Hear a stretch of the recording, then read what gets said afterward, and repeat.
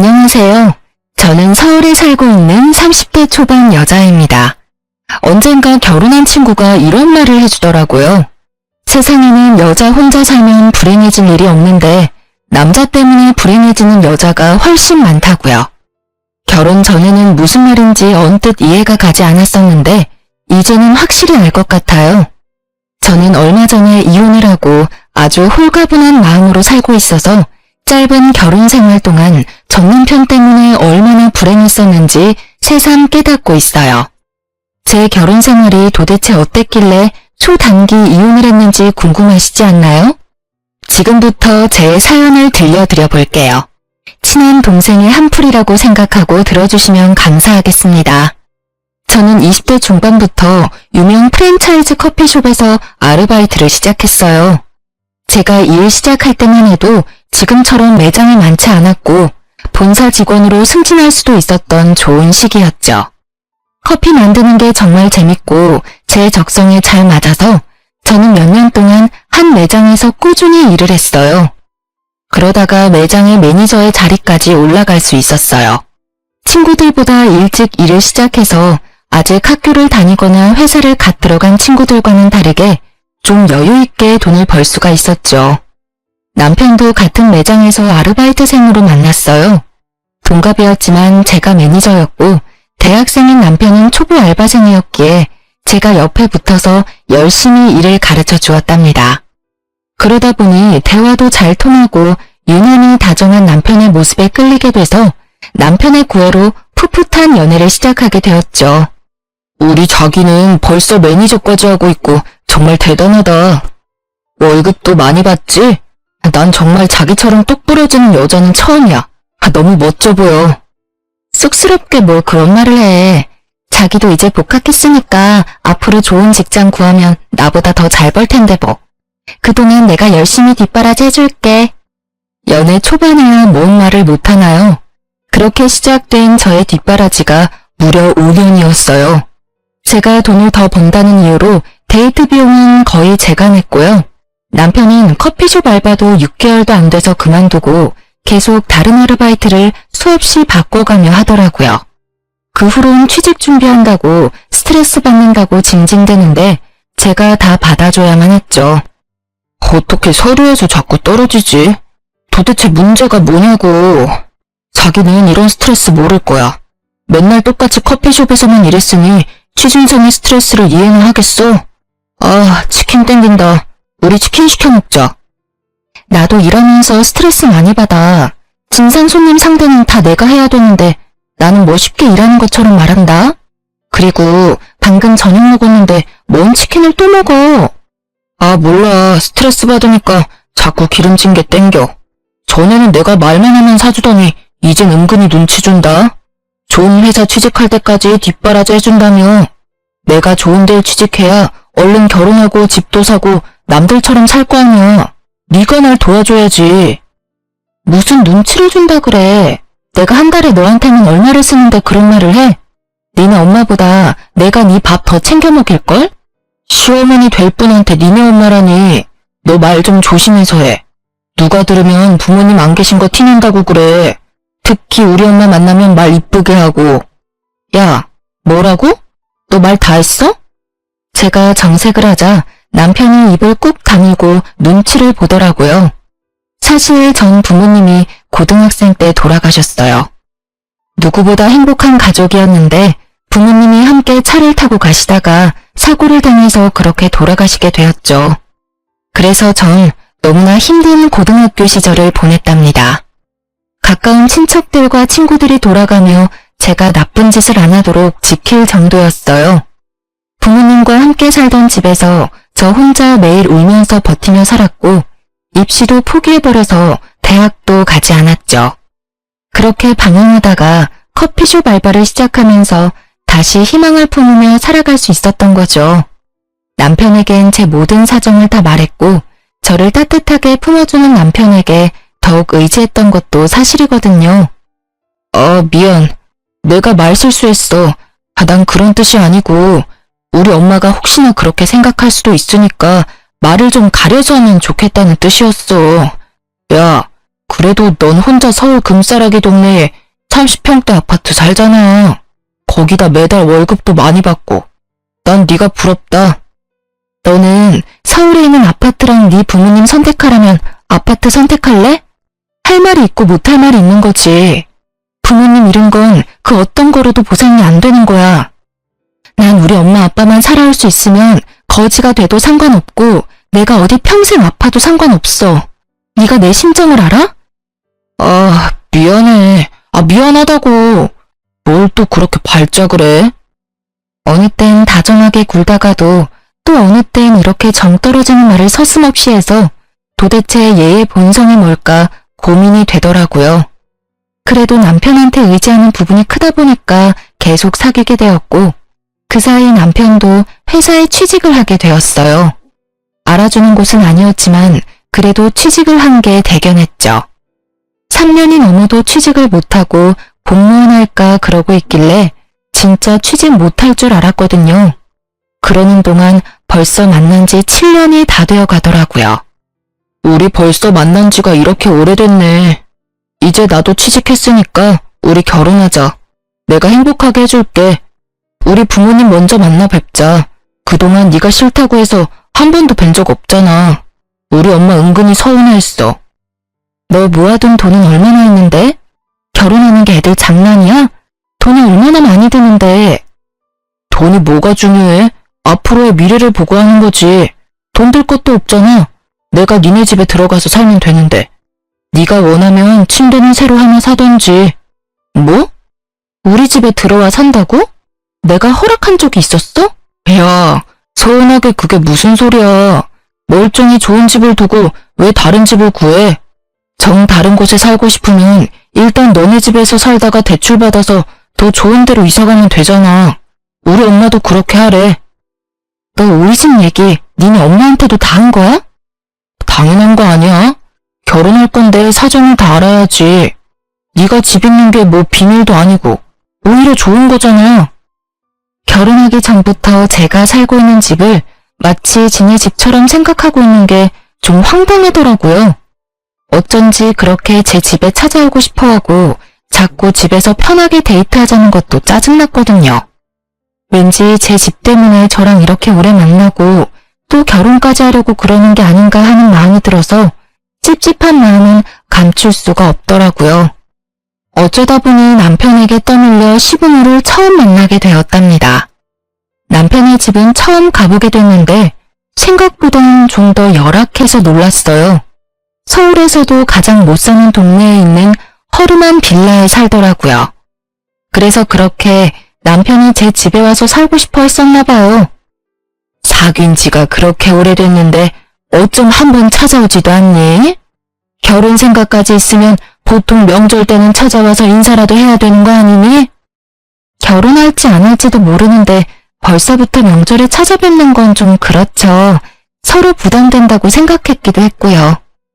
요즘 애들은 어쩜 이렇게 말대답을 따박따박 하는지 원. 네가 아픔이 좀 있다더니 그래서 그런가 모난 부분이 있는 것 같아서 걱정이다. 우리 집안 사람이 되면 그렇게 행동하면 안 돼. 네? 모난 부분이요? 저 서비스직을 오래 했는데 여지껏 그런 말 들어본 적이 없는데요. 야야, 왜 또 그래? 어른이 말하면 그냥 들으면 되지. 봤지 엄마? 내가 말한 대로 아주 똑 부러지지? 이게 얘 장점이야. 이게 장점인지 소박 맞은 짓인지는 두고 봐야 알겠고 내가 경철이한테 들었는데 부모님이 안 계신다면서? 결혼식 준비는 누구랑 할 거니? 그래도 어른이 같이 해야 될 거 아니니? 결혼식은 그냥 작게 했으면 해요. 전 부를 사람도 별로 없고요. 사실 전 안 해도 상관없는데 어머님 생각은 다르실 수 있으니까요. 우리 경철이가 도둑장가 가는 것도 아니고 왜 결혼식을 안 해? 내가 그동안 다니면서 뿌린 축의금이 얼만데. 네가 잘 모르겠으면 내가 알아서 준비할 테니까 그렇게 알아라. 그리고 신혼집은 경철이한테 들었는데 네가 지금 사는 집에서 살기로 했다며? 네, 일단 너무 바빠서 집을 따로 구할 시간도 없고요. 어차피 결혼해도 크게 달라질 것도 없으니까 경철 씨만 들어와서 살면 될 것 같아요. 듣자 하니까 아파트가 35평이라며? 방이 몇 개야? 방은 3개예요. 그래? 그럼 딱이네. 집도 넓은데 우리가 같이 들어가서 살면 어떠니? 그래도 방 하나 남네. 그건 나중에 손주 태어나면 우리 손주방 하면 되고. 아무리 제가 부모님이 없어도 시부모가 제 부모님이 남겨주신 집에 들어와서 산다는 건 말이 안 되는 거 아닌가요? 이 사람들은 제가 얼마나 만만하면 이런 말을 내뱉는지, 시모의 말을 들으면서도 똑바로 들은 게 맞는지 정말 믿어지지가 않을 정도였어요. 남편과 시부는 이미 서로 말을 맞춘 듯 했어요. 가만히 제 입이 떨어지기를 기다리고 있더라고요. 아, 그건 좀 안 될 것 같은데요. 제 부모님이랑 같이 살면서 추억이 많은 집이라서, 그래서 사실 경철 씨와 같이 사는 것도 좀 망설여졌거든요. 아니, 뭐 우리가 같이 살면 더러워지기라도 한단 말이야? 우리가 새로운 가족인데 새 가족이랑 새 인생 시작한다고 생각하면 되지. 아무래도 그건 안 될 것 같아요. 죄송해요. 대신 신혼집 근처 작은 평수 아파트로 이사하시는 건 어때요? 제가 보증금이랑 월세는 부담할게요. 뭐? 우리 보고 지금 월세를 살라는 말이냐? 여기도 월세라고 들었는데 아닌가요? 작은 아파트여도 여기 월세 3배는 해요. 시모는 괜히 헛기침을 하고는 얼굴이 벌개져서 입을 꾹 다물어 버리더라고요. 시모는 제가 월세로 살고 있는 걸 모른다고 생각했나 봐요. 자기 아들이 8푼이라서 할 말 못할 말 다 하고 다니는 건 몰랐나 봐요. 그때는 순수해서 그러는 거라고 이해하려고 애썼는데 지금 생각해보면 진짜 8푼이 맞았네요. 그때 왜 아파트로 이사시켜준다는 말을 했는지 바보 같고 순박했던 제 자신에게 지금도 화가 나네요. 그때 당시에는 사랑하는 남자 집이 너무 허름하고 벽지도 누렇고 그런 모습을 보는 게 가슴이 아팠나 봐요. 저는 결혼식 전에 약속대로 시부모를 제 집 근처 동네 소형 아파트로 이사시켜줬어요. 3천만 원의 보증금까지 내줬고 매월 월세도 제가 부담했죠. 그것뿐인가요? 결혼식에 제 쪽으로 들어온 축의금으로 시부모 집에 새로 가전과 가구까지 싹 해줬어요. 결혼하는 새 신부는 전데 오히려 시모가 새 신부 대접 제대로 받았네요. 정작 저는 제가 살던 가전과 가구 그대로 살았고 남편은 몸만 들어왔으니까요. 게다가 시모가 결혼식 날 자기 친구들한테 며느리가 집 해주는 사람 봤냐면서 얼마나 자랑을 해대던지 부끄러우면서도 어깨가 으쓱하긴 했었네요. 그렇게 신혼생활을 시작했고 제가 아파트로 옮겨준 게 마음에 들었었는지 시모도 한동안은 저에게 참 잘 대해주더라고요. 그래서 진짜 새 가족이 생겼다는 마음도 들었었죠. 남편도 회사에 적응해서 무난하게 다니고 서로 퇴근 시간 공유해서 저녁밥 만들어 먹고 혼자 살다 둘이 사는 재미도 있더라고요. 남편놈과의 결혼 생활은 그때가 가장 좋았던 것 같네요. 그리고 몇 달 지나지 않아 본색이 슬슬 드러나기 시작했거든요. 네가 우리 부모님 집 월세 내주는 게 고마우면서도 좀 부담되고 그렇네. 얼마인지 말을 안 해서 지금까지 모르고 있었는데 생각난 김에 한번 찾아봤더니 월세가 좀 세더라. 괜찮아. 내가 내준다고 약속한 거니까 당분간 내가 낼게. 근데 우리 아기도 생기고 그러면 당신 월급에서도 절반은 부담해야 돼? 그땐 뭐 자기 월급도 좀 오르겠지. 아니 그래서 말인데 지금부터 그 돈을 저축하면 우리가 돈을 얼마나 많이 모을 수가 있겠어? 쓸데없는 월세가 줄줄 샌다고 생각하니까 너무 아까워서 그래. 왜 아까워? 네 돈도 아니고 내 돈인데. 거기다 자기 부모님이 사시는 건데 그 돈이 아까워? 아니 그 말이 아니고 여기 방이 2개나 남아 돌고 우리만 살기도 너무 넓잖아. 사는 게 좀 복작복작해야지. 우리 부모님도 같이 사는 게 어때? 같이 살면 정도 더 많이 들고 진짜 가족이 되는 거지. 너 아직도 우리 부모님 서먹하잖아. 그 얘기는 이미 끝난 거 아니었어? 일 끝나고 오면 편하게 쉬어야 되는데 시부모랑 살면 내 집에서 편할 수가 있겠어? 절대 안 돼. 다신 얘기 꺼내지도 마. 이놈의 시모와 제대로 작당을 한 건지 바로 다음 날에 시모가 전화가 오더라고요. 너 어제 또 경철이 잡았니? 내가 경철이한테 말 전하라고 했다. 아무리 생각해봐도 그 큰 집에서 같이 살면 되는데 뭐하러 생돈을 낭비하니? 내가 같이 살면 니네 밥도 해주고 살림도 해줄 텐데 네가 편하면 더 편하지 도대체 불편할 게 뭐니? 저희는 집에 거의 없어서 청소하고 할 것도 없어요. 청소도 로봇 청소기 돌리면 되고요. 요리도 간단하게만 해서 별로 치울 것도 없어요. 아니 뭐라고? 도대체 뭘 해먹길래? 너 일한다는 유세로 우리 아들 맨날 배달 음식만 먹이는 거 아니야? 난 그렇게 안 키웠다.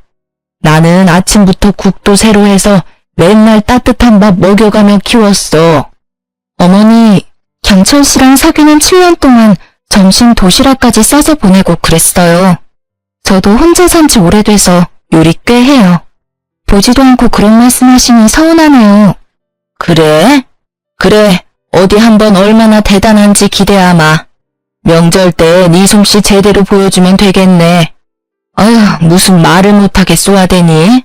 아주 집 하나 가진 게 유세다 유세야. 시모는 원하는 대답을 듣지 못하자 화를 내면서 전화를 끊어버리더라고요. 저야말로 왜 이렇게 남편과 시부모 집도 아니면서 내 집에 이렇게 관심이 많고 집착을 하는지 이해가 가지 않았어요. 제가 아니었으면 아직도 그 곰팡이만 나는 빌라에서 살고 있었을 거 아닌가요? 평생 살아보지도 못했을 아파트에서 이사시켜주고 월세까지 내주는데 도대체 어디까지 욕심을 부리려는 건지 너무 화가 났어요. 그 후로도 남편이 계속 말을 꺼냈지만 저는 정색하고 대꾸도 하지 않았죠. 몇 번 시도해도 안 되니까 포기했는지 같이 살자는 말은 더 이상 안 하더라고요. 저는 남편 놈이나 시모한테도 너무 질려버려서 당연 시댁도 찾아가지 않았고 그렇게 또 몇 달의 시간이 지나갔죠. 그러다가 또 다른 일이 터지고 말았어요. 제가 퇴근하고 집에 들어왔는데 남편이 씩씩대며 저를 노려보고 있더라고요. 그러더니 서류 봉투 하나를 저한테 팍 던지는 게 아니겠어요. 저는 영문을 몰라 서류 봉투 안을 들여다보았어요. 이건 또 어디서 찾았어? 야, 우리가 진짜 부부고 가족이냐? 나한테 또 속이는 거 있어? 너는 그러고도 나무래야. 어떻게 지금까지 감쪽같이 속여? 너 진짜 무서운 애다. 아니, 말은 정확하게 해야지. 이게 왜 속인 거야? 이게 우리 재산도 아니고 너랑은 전혀 상관이 없는 건데 내가 너한테 다 말해야 돼? 당연하지. 부부인데 당연히 모든 걸 말해야지. 내가 이거 안 찾았으면 너 평생을 비밀로 했겠네? 와, 진짜 정 떨어진다. 아니, 그건 우리가 결혼하기 전에 내가 물려받은 아파트인데 왜 너한테 말해야 되냐고, 네 집이 아닌데. 그나저나 너 그건 어떻게 찾았어? 내 서랍을 다 뒤졌어? 내 물건 좀 찾으려고 살펴보다가 우연히 봤다. 네 아파트라고? 야, 우리가 부부인데 우리 공동 재산이지. 넌 아파트가 2채나 있으면서 우리 부모님은 월세를 살게 하냐? 진짜 니네 부모님이면 네가 그랬겠어? 시부모를 남으로 생각하니까 그렇게 행동한 거지. 진짜 너무하네. 그건 우리가 이혼한다 해도 내 명의고 내 재산이야. 너한텐 아무 권리가 없어. 너야말로 월세 보증금 할 돈도 없으면서 이 정도 아파트에서 공짜로 살면 그것만으로도 나한테 고마워해야 되는 거 아니야? 니네 부모 집도 내가 월세 내주는데 너는 어떻게 고맙다는 말 한마디를 안 해? 그리고 지금 그 집은 세입자가 있어. 근데 세입자 쫓아내고 니네 부모 데려다 살게 하니? 니네 부모? 말 또 저렴하게 한다 진짜. 세입자 있으면 다달이 월세도 받는 거네? 그렇게 돈을 긁어모으면서 내 월급에서 생활비는 왜 받아가냐? 가뜩이나 코딱지만큼 버는데. 야, 말 좀 바로 하자. 그럼 내가 니네 부모 집 월세에다가 각종 보험하고 공과금도 다 내는데 내가 생활비까지 다 내야 돼? 그럼 넌 뭐하고? 넌 월세도 안 내고 여기 사는데 네가 요리를 하기를 해, 청소를 하기를 해. 야, 차라리 그럴 거면 나 혼자 사는 게 100번 낫겠다. 내가 너무 손해라고 생각하지 않아? 내가 이런 네 모습에 정이 떨어지는 거야. 무슨 여자가 이렇게 계산적이고 드센지 한 번 말하면 지질 않지 아주. 네가 남편을 이렇게 개무시하는데 내가 밖에 나가서 길을 펴고 일을 하겠냐? 우리 엄마가 한 말이 딱 맞아 아주. 제가 어디 틀린 말 했나요? 여러분이 생각해도 제 말이 다 맞지 않나요? 저야말로 왜 결혼을 하고 그 집안에 휘말려 들어가지도 않을 생돈을 다 부담하고 살아야 하는지 이해가 되지 않기 시작했죠. 남편이랑 살아서 신나고 즐거운 것도 아니고 싸움하는 날은 점점 늘어가고 심호는 매일 집 타령으로 전화가 오고 안 받으면 몇십 통을 하고요. 제가 다른 아파트가 있다는 걸 팔푼이인 남편놈이 바로 말을 했겠죠. 역시나 바로 불임하도록 전화가 오더니 그래도 받지 않자 심호가 밤에 집으로까지 찾아왔답니다. 너는 집에 있으면서 왜 전화를 안 받아? 너처럼 시어머니를 대놓고 무시하는 애는 살다 처음 본다. 저도 퇴근하고 지금 방금 들어왔어요. 근데 무슨 일이세요? 너 다른 아파트가 또 있다는 게 정말이냐? 그걸 감쪽같이 속인 거야? 속인 게 아니고 말씀드릴 필요가 없어서 안 드린 거예요. 지금 그것 때문에 이렇게 화가 나신 거예요? 그럼 당연하지. 우리가 가족이 맞긴 하니? 어떻게 우리한테 감쪽같이 속이고 월세를 따박따박 받아서 네 주머니에 챙기고 있었던 거야? 어머니, 말을 이상하게 하시네요? 제가 어머니 아파트를 뺏어다가 숨긴 것도 아닌데 꼭 그런 것처럼 말씀을 하시네요. 왜 화를 내시는지 전혀 이해도 안 가고요. 긴 말할 거 없고 우리가 이 집에서 같이 사는 게 그렇게 싫으면 지금 세주고 있는 아파트 세입자 내보내. 우리가 거기 들어가서 살 테니까. 그럼 월세 낼 필요도 없잖아. 나도 우리 집에서 마음 편하게 살 수 있고. 우리 집이라... 심호의 말을 듣고 있으니 심호가 제 집을 어떻게 생각하고 있는지 확실히 알 수 있었어요.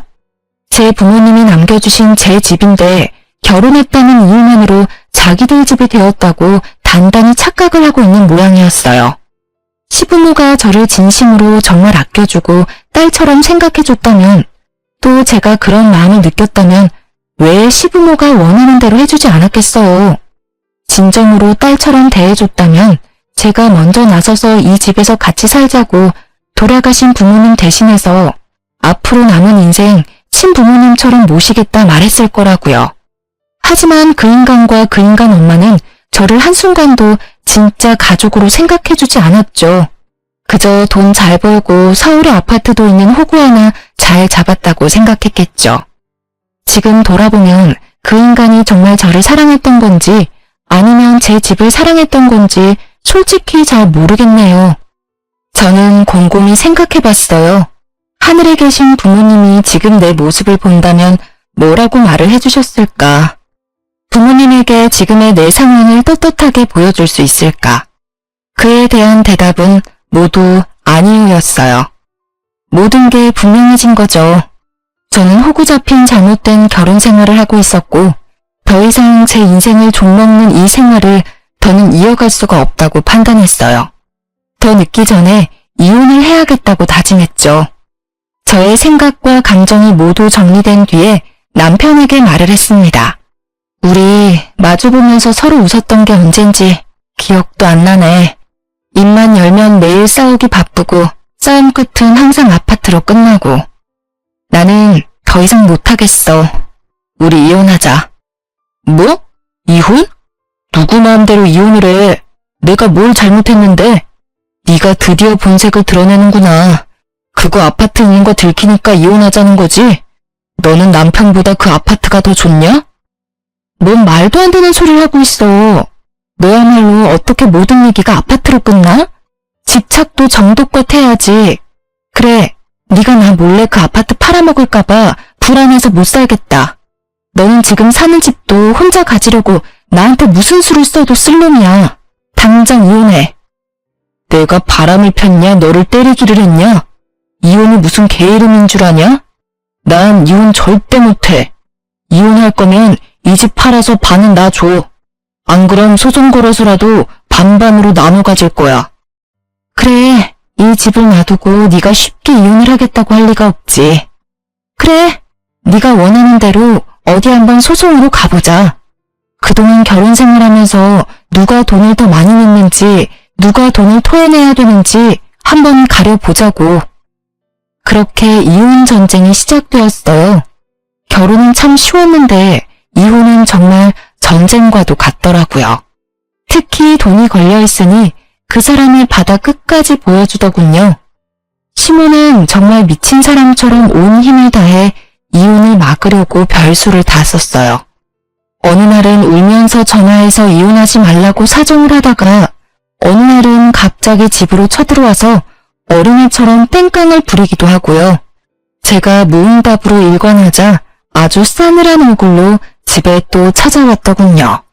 내가 그렇게 부탁을 했는데 이혼 소송을 건다고? 네가 진짜 미쳤구나. 이건 경철 씨랑 제 문제예요. 어머님은 좀 나서지 말아주셨으면 좋겠는데요. 뭐라고? 이 싸가지 없는 게 봐주는 것도 한계가 있어. 그러니까 부모 없는 애는 거두면 안 된다는 소리가 있는 거야. 머리 검은 짐승은 이래서 정을 주면 안 돼. 이혼이 그렇게 쉽냐? 그렇게 인생을 막 살면 하늘에 있는 네 부모가 퍽이나 좋아하겠다. 아줌마, 말 좀 가려서 해요. 막말로 아줌마가 나를 거뒀어요? 내가 아줌마랑 아줌마 아들을 거둬준 거지. 집 해주고 용돈도 주고 월세도 내주고. 누가 누굴 거뒀는데 뭔 정신 빠진 소리야? 왜? 이제 호구가 없어진다니까 아주 겁나 죽겠나 보지? 뭐? 아줌마? 이게 미쳤나? 이 되바라진 게 진짜? 시모가 순식간에 제 머리채를 잡고 흔들어대기 시작했어요. 순간적으로 일어난 일이라 너무 당황스러웠지만 이내 정신을 차리고 시모의 손목을 움켜잡고 비틀어버렸죠. 시모가 얼굴이 벌개져서 노으라며 악을 쓰더라고요. 아줌마, 정신 차려. 요즘 시대에 어디 함부로 손모가지를 눌려요? 아들은 이혼 소송에 엄마는 폭행죄로 경찰서한번 가보려고 그래요. 저는 시모에게 빽 쏘아대고 시모의 팔을 팍 밀어버렸어요. 시모가 놀랐는지 어버버하며 저를 쳐다보다가 안 되겠는지 얼른 내빼더라고요. 저는 아빠 친구분한테 소개받은 변호사와 상담해서 이혼 소송에 들어갔어요. 그리고 바로 다음 행동으로 들어갔죠. 저는 시부모가 살고 있는 아파트로 향했어요. 아파트 앞에서 저를 기다리고 있던 중년의 남성분과 인사를 나누고 함께 엘리베이터를 타고 올라갔습니다. 배를 누르고 시모가 같이 간 남자의 얼굴을 보더니 얼른 문을 열어주더군요. 어머, 부동산 사장님이 연락도 없이 여긴 어쩐 일이세요? 예, 안녕하셨죠? 시모는 부동산 사장님 옆에 서 있는 저를 발견하고는 흠칫 놀라더라고요. 아니, 얘는 여기 왜 있어? 둘이 같이 온 거예요? 저는 아무 말도 하지 않고 집 안으로 불쑥 들어갔어요. 그 뒤를 이어 부동산 사장님이 들어오고 시모도 얼떨떨한 얼굴로 들어와 문을 닫더군요. 제가 어머님 말씀을 너무 안 들은 것 같아서 이제라도 어머님 말씀을 좀 들으려고요. 어머님이 그러셨죠? 제가 세주고 있는 세입자 내쫓으라고요. 응? 그래, 그랬지. 네가 웬일이냐 내 말을 듣고. 그래서 그 세입자 내쫓고 우리가 거기서 살면 되는 거냐? 이혼은 안 하기로 경철이랑 말이 잘 된 거야? 제 말에 시모가 화색이 돌아 신나게 떠들기 시작했죠. 그동안 세입자한테 너무 친절하게 대해줬는지 주제를 모르더라고요. 이번 기회에 확실하게 지 자리가 어딘지 좀 알게 해주려고요. 당장 집 빼고 나가요. 지금 이혼 소송 중이고 어차피 이혼은 정해진 거니까 그만 질척대고 내 집에서 꺼지라고요. 아니 그게 무슨 말이야? 이 집을 나가라는 소리야? 네가 뭔데? 네가 무슨 권리로 그딴 말을 해? 이깟 월세 좀 내주고 있다고 유세 떠냐? 네가 안 내면 우리 경철이가 계속 내주고 살면 되는 건데 네가 뭔데 나가라 말아야 건방지게? 아줌마, 진짜 말 못 알아듣네요? 여기가 내 집이라고. 그쪽 아들이랑 아줌마가 그렇게 침 흘리던 월세 주는 아파트가 바로 여기라고요. 그쪽이 내 세입자라고. 그니까 오늘 당장 나가요. 어차피 이 가전이랑 가구들도 다 내 돈으로 사준 거니까 몸만 나가면 되겠네. 시모는 제 말이 믿기지가 않는지 고개를 계속 저으며 현실을 부정하더라고요. 저는 더 이상 말도 섞기 싫어서 부동산 사장님에게 모든 걸 맡기고 자리를 떠나려고 했어요. 그때 돌아서는 제 종아리를 시모가 낚아채고는 질질 매달리는 게 아니겠어요. 세아가, 우리 며느리야. 내가 그동안 섭섭하게 한 게 있다면 모두 사과하마. 내가 다 잘못했어. 우리 경철이는 아무 잘못도 없어. 다 내가 시키는 대로 너한테 말만 전한 거야. 앞으로는 네 아파트엔 숟가락 하나 걸칠 생각도 안 하고 쥐 죽은 듯이 살게. 대신 여기에만 계속 살게 해주면 안 되겠니? 여기서 나가면 우리가 또 어디로 가겠니? 역시 숟가락 걸칠 생각을 하고 있었나 보네. 어디긴 어디예요. 이런 데서 살 능력 없으면 예전에 살던 그 곰팡이 핀 투룸으로 다시 돌아가야지. 그러게 욕심 좀 정도껏 부렸어야지. 아줌마 말대로 내가 이 집 아줌마한테 안 주고 다른 사람한테 세줬으면 지금까지 모은 돈이 얼마였겠어요? 내가 계속 참아주니까 진짜 호구 하나 제대로 문 것 같았어요? 이거 놔요. 저는 시모의 손을 팍 쳐버리고 아파트를 나와버렸답니다. 엘리베이터를 기다리는데 악을 쓰며 오는 시모의 마지막 발악 소리가 들리더라고요. 집으로 돌아간 저는 다음 행동을 개시했죠. 저는 남편의 짐을 모조리 싸서 현관 앞에다 싸놨답니다. 사실 짐이라고 할 것도 별로 없고 옷이랑 신발 정도였죠. 거의 다 제 돈으로 사서 입혔던지라 그냥 다 버려버리고 싶었지만 거지한테 적정하는 셈 치고 그냥 다 가지고 가라는 마음으로 박스에 다 처박았답니다. 그리고 현관 비밀번호도 바꿔버리고 남편이 찾아와서 문 열라고 소리 지르고 난리칠 게 뻔했기 때문에 저도 집을 나와버렸어요.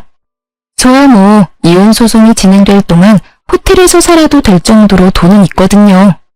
그놈에게 말은 안 했지만 돌아가신 아버지가 대기업 임원을 하셨기 때문에 집 말고도 아버지 고향의 땅도 꽤 있고 물려주신 주식이랑 현금도 꽤 되고요. 남편 놈에게 다 말하지 않은 게 얼마나 다행인지 몰라요. 분명히 저를 살살 꼬드겨서 주식이며 현금이며 야금야금 채갈 생각을 했을 게 뻔하니까요. 역시나 저녁에 집에 왔는지 전화가 불이 나도록 오더군요. 야, 너 어딨어? 당장 집으로 못 와? 내 짐 다 빼고 지금 뭐하는 짓인데? 표장도 받았으면서 딱 보면 몰라? 거긴 네가 10원 한 장 보탠 거 없는 내 집이잖아. 당장 네 짐 갖고 꺼지라는 소리야. 엄마가 울면서 전화 오셨어. 얼마나 우시는지 졸도하실 것 같아. 네가 그러고도 사람이야? 그 아파트가 진짜 네 거였어? 너 진짜 끝까지 사람을 갖고 노냐? 살라고 할 때는 언제고 이젠 꺼지라고? 웃기는 소리 하고 있네. 그럼 이혼하는 마당에 시부모님 제 집에서 사세요. 이러니? 내가 이혼 결심한 50%가 네 엄마 때문이야. 너랑 네 엄마 반반 책임이라고. 야, 피곤하다. 이제 그만 내 인생에서 좀 꺼져줘라. 너 그 긴 세월 추억이 얼마나 많고 사랑했는데 그걸 이렇게 망가뜨릴 수가 있냐? 고작 그 아파트 때문에? 우리 엄마도 너한테 미안하다고 하셨어. 너도 좀 진정하고 우리 만나서 대화로 좀 풀어보자. 어? 나 너 사랑해. 너 없으면 못 산다고. 내가 아니라 내가 가진 아파트를 사랑하는 거겠지. 결혼하니까 내가 가진 게 다 네 거 같고 그랬어? 밥 안 먹어도 배불렀겠어 그동안. 너나 네 엄마나 적당히만 욕심 부렸어도 내가 이렇게 정 떨어지진 않았을 거야. 황금알을 낳는 거위배를 병신처럼 가른 거야 네가. 앞으로 연락하지 마. 모든 연락은 변호사 통해서 할 거니까. 남편 놈이 제가 일하는 커피숍으로 찾아올 게 뻔했기에 일주일 정도는 휴가를 썼어요. 역시나 일주일 동안 매일 찾아왔었다고 직원이 말해주더라고요. 그 후부터는 일하다가 남편이 찾아오면 얼른 숨었고 직원들이 남편을 돌려보냈죠. 그렇게 몇 달 후 드디어 이혼 소송의 판결이 나왔고 당연히 제가 승소했죠. 남편은 아파트를 반반으로 나눠야 한다는 말도 안 되는 주장을 펼쳤지만 제가 결혼하기 전부터 가졌던 저의 재산이니 당연히 기각됐고요. 오히려 생활비나 공과금을 다 제가 냈기 때문에 남편한테 위자료를 받아낼 수 있었죠. 물론 8년을 매일 붙어 있다가 헤어지면 혼자 살아갈 수 있을지 허전하진 않을지 걱정도 되었는데요. 이혼이 확정되고 남편 놈이나 그놈 엄마한테서 드디어 놓아줬다는 생각을 하니 어찌나 홀가분하고 행복했는지 몰라요. 그동안 너무 지긋지긋했었는데 자유의 몸이 되니 그놈 얼굴도 희미해질 정도였죠. 그렇게 몇 달이 흐르고 저는 다시 결혼 전처럼 열심히 커피를 만들면서 저의 인생을 다시 찾아가고 있었죠. 그 인간이 찾아오면 얼른 숨어서 그동안 마주치질 않았는데 그날은 하필 제가 매장 밖에 나와 있을 때 들어오던 전 남편과 딱 마주쳐버렸네요. 아, 드디어 만났네. 너무 잘 숨어서 죽었는 줄 알았다, 야. 거의 6개월 만인가? 남편은 밑바닥까지 끌어내리고 너는 아주 얼굴 좋아 보인다. 말하는 꼬라지하고는 이혼한 마당에 왜 자꾸 여길 찾아오는 거야? 이렇게 만났으니 내가 마지막으로 말할게. 다신 여기 찾아오지 마. 또 찾아오면 그땐 업무방해죄로 경찰 부를 거야. 아, 네가 뭔데 오라 말아야. 여긴 누구나 올 수 있는 커피숍이야. 그리고 네가 여기 주임이라도 돼? 끽해야 매니저 주제에.